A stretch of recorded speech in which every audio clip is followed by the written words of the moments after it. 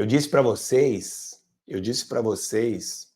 que a auditoria, né, o relatório da auditoria referente ao último ano da gestão de Andrés Rueda, porque os 2 primeiros anos já foram avaliados, né? Não houve reprovação.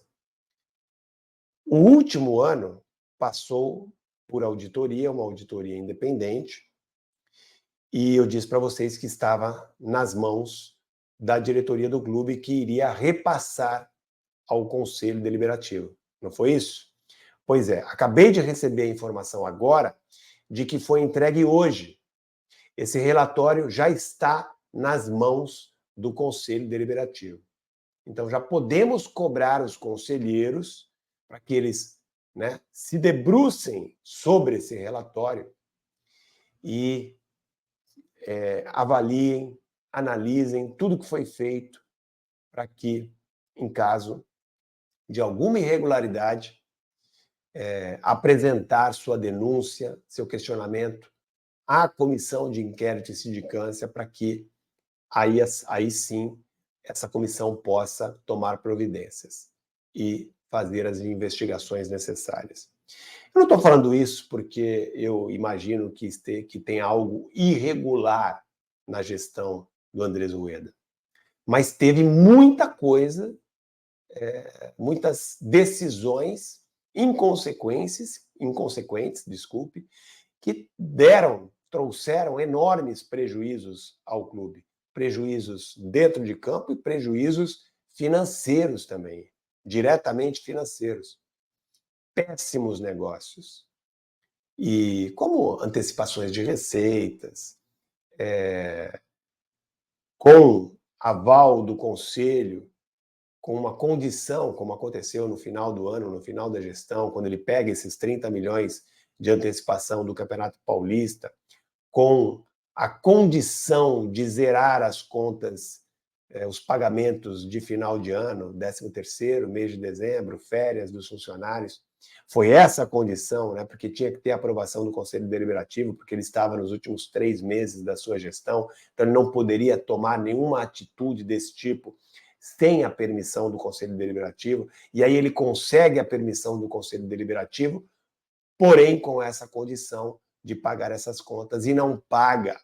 Ele usa esse dinheiro no fluxo de caixa, mas não paga os salários. Sabe por que ele não pagou os salários de dezembro e 13º? Vocês sabem por quê?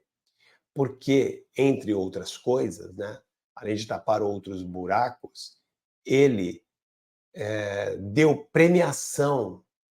Ele não conseguiu pagar 13º e férias com esses 30 milhões, porque boa parte desse dinheiro ele pagou em premiação.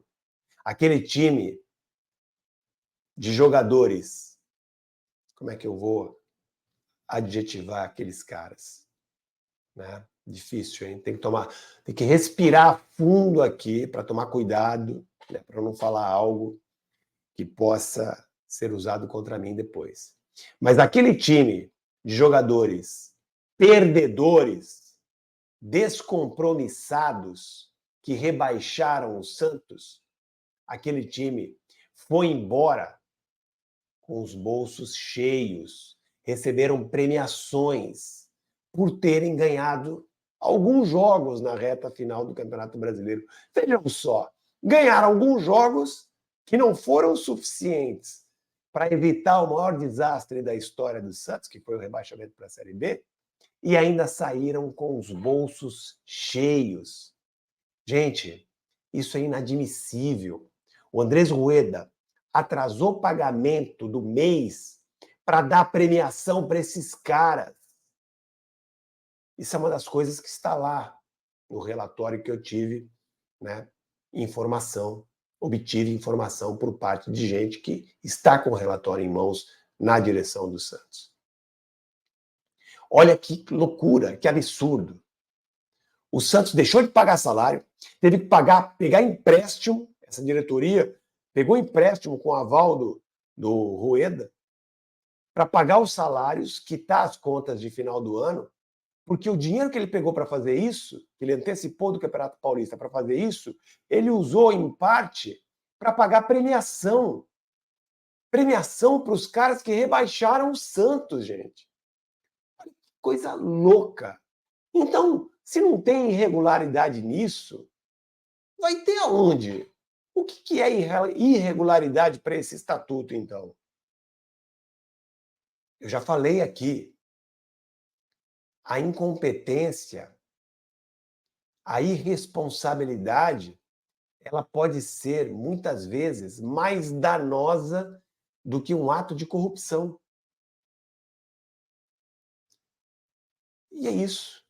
Não é porque ele, provavelmente, né, estou falando aqui porque, até que se prove o contrário, qualquer pessoa é honesta. Né? Então, não é porque ele é honesto ou foi honesto, até que se prove o contrário, que ele não tem que pagar pelos absurdos que ele fez. O que é gestão temerária? Ser irresponsável, gastar de forma indevida o dinheiro do clube, investir mal, não é gestão temerária? É só gestão temerária para o Estatuto do Santos, então é só desviar dinheiro? É isso? Se for, tá errado. Se for, tem que mudar. Isso não pode ser assim. Um clube de futebol, um dirigente de futebol, ele tem que pagar pelos erros que ele comete. Não pode ser assim. Essas coisas têm que mudar. Por isso que eu falo, uma das missões mais importantes que esta gestão tem que cumprir é fazer uma reforma para valer, não para inglês ver, no estatuto do clube, que proteja o clube desses malucos irresponsáveis que passaram aí os últimos anos comandando o clube. O estatuto tem que impedir ações como essa. Gente, não é fácil não, não é fácil não. É isso aí. Portanto, já está nas mãos dos conselheiros, tá? A auditoria já foi entregue hoje, nesta sexta-feira, dentro do prazo legal aos conselheiros, que agora têm um papel importantíssimo de avaliar o Conselho Deliberativo do Santos. Está agora, a bola está com ele. A questão da última administração, que precisa ser estudada, revista, está agora com os conselheiros. São eles que têm que decidir, que têm que reclamar, que têm que questionar, que têm que investigar, que têm que fazer algo para que o Santos seja, né, protegido. Não é uma questão de vingança aqui, mas o que é errado tem que ser corrigido.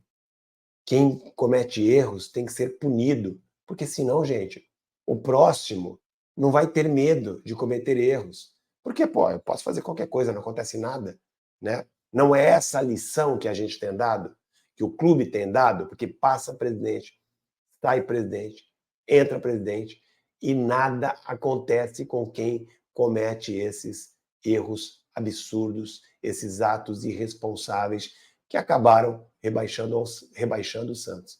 Então, isso precisa mudar, isso precisa acabar. O Santos precisa urgentemente de uma lei, que é o Estatuto. O Estatuto nada mais é que uma lei que rege o clube.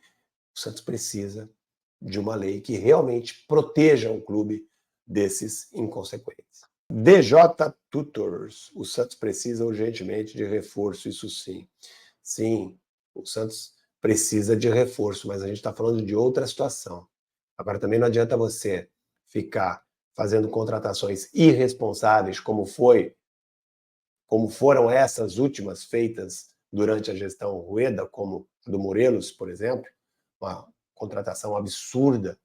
Como é que você traz um cara para ganhar 900 mil reais e nem pronto para jogar ele estava? O cara veio para salvar, né, teoricamente, salvar o time do rebaixamento e veio com 10 quilos acima do peso, não tinha condição de jogar.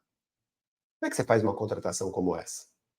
Absolutamente irresponsável. Esse tipo de coisa tem que ter algo que esteja previsto no estatuto que cause alguma punição. Não é possível, gente.